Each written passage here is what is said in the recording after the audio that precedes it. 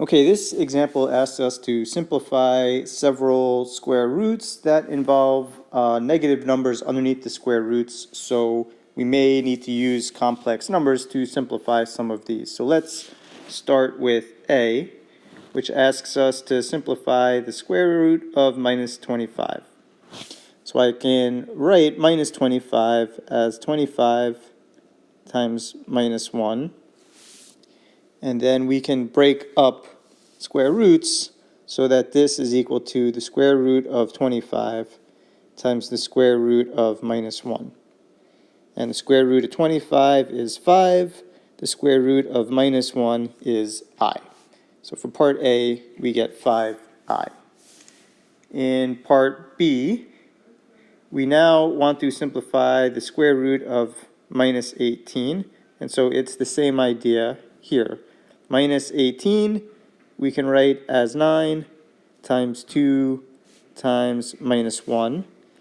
And therefore, we can break this up into the square root of 9 times the square root of 2 times the square root of minus 1. And that gives us 3 times the square root of 2i. Also, complex number, imaginary number, because we have a negative under the square root. In part C, we have the square root of minus 100 times the square root of minus 49.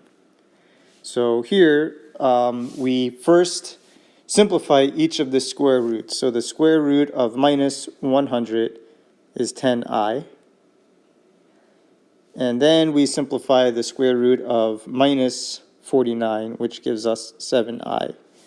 And then we multiply these two. So 7 times 10 gives us 70. And then we have I squared. And I squared is minus 1. So that gives us minus 70. And finally, in part D, we now are taking a look at the square root of minus 100 times minus 49. So the product is under the square root sign. So multiplying minus 100 times minus 49 gives us 4,900.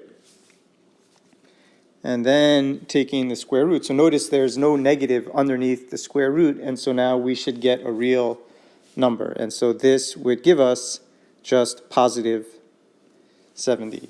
And so looking at part C and D, they look very similar. In part C, we're calculating the square roots of the two negative numbers separately and then multiplying the results.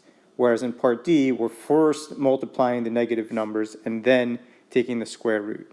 Part C winds up giving us a negative number, real number, and part D winds up giving us a positive real number.